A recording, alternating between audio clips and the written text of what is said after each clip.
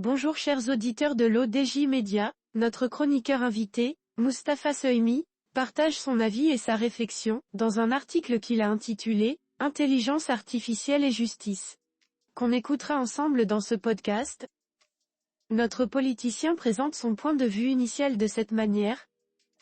Pour confier la justice à la machine, il faut qu'elle soit infaillible, c'est le socle de son autorité. Si elle venait à se tromper, n'est-ce pas tout le système judiciaire qui s'écroulerait et, partant, la confiance de la société dans la justice? Un tremblement de terre, voilà la comparaison qui définit l'impact de l'intelligence artificielle (IA) sur notre quotidien, le fonctionnement de nos sociétés et même dans l'équilibre géopolitique du monde. L'IA est là pour de bon.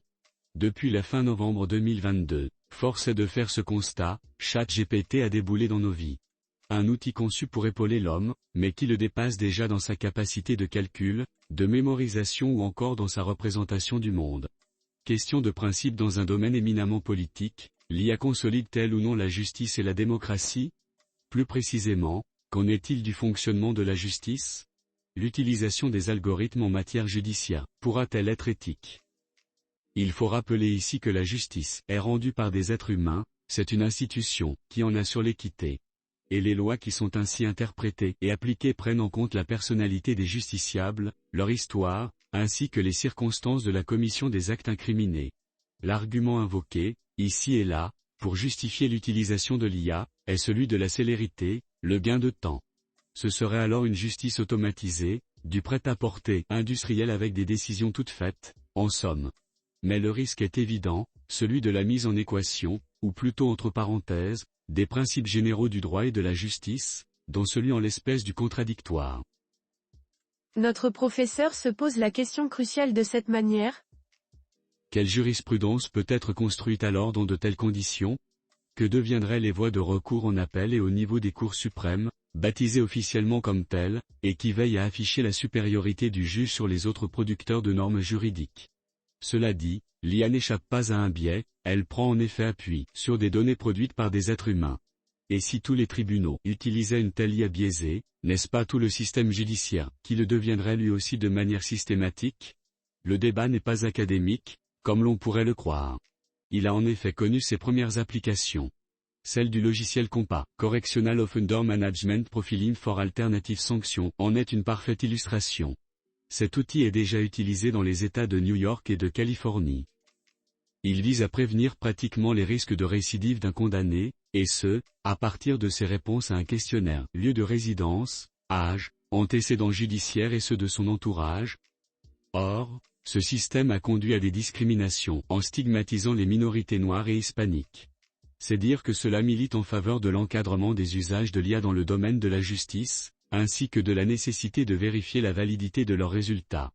Pour confier la justice à la machine, il faut qu'elle soit infaillible, c'est le socle de son autorité. Si elle venait à se tromper, n'est-ce pas tout le système judiciaire qui s'écroulerait et, partant, la confiance de la société dans la justice? L'IA ne vit pas dans le monde réel des humains. La justice ne doit pas être celle de la machine. Elle ne doit pas non plus être celle de l'émotion et de l'empathie. Elle résulte de la sagesse, du discernement. Elle cherche à comprendre avant de juger, de sorte que le jugement soit accepté par tous. La justice est avant tout une question d'histoire humaine individuelle. C'est dire s'il faut poser des limites, pour définir une utilisation éclairée et éthique des algorithmes en matière judiciaire. Notre chroniqueur invité termine son article en ces termes. Comment? En veillant à se limiter à la collecte d'informations pour établir la véracité des faits, à rechercher les textes de loi applicables et les jurisprudences pertinentes, à accompagner aussi l'enquête. Les algorithmes ne doivent en aucun cas fabriquer un jugement, autrement dit, ne pas les laisser déterminer la culpabilité d'une personne, désigner un responsable, fixer une indemnité. L'IA peut sans doute faciliter l'accès aux informations d'une peine, oui, mais avec un risque, celui de déshumaniser le droit. Un procès au tribunal comporte souvent des zones grises, qui nécessitent toujours du discernement humain. La machine calcule. Elle peut au mieux produire et comparer des probabilités. Un autre registre relève du doute humain qui, lui, est une remise en question et un cheminement vers la vérité. C'est ce discernement humain du magistrat qui reste irremplaçable. Le mécanisme de la justice, c'est de mettre toutes les parties d'accord sur la vérité judiciaire, c'est un fondement de la démocratie. Or, Les systèmes d'IA génératifs comme ChatGPT, basés sur des corrélations statistiques, ne sont pas d'une grande fiabilité.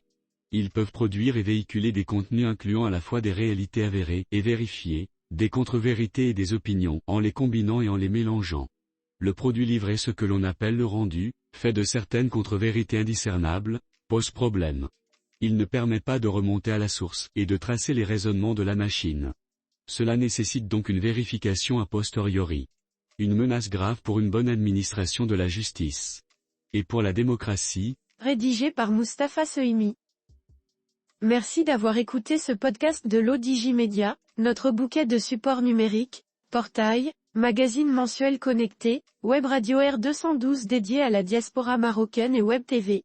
N'oubliez pas de télécharger notre application l'ODigi mobile sur Play Store et de vous abonner à notre chaîne YouTube l'ODigi TV. Alors, on se dit au prochain podcast de nos chroniqueurs invités, et à très bientôt.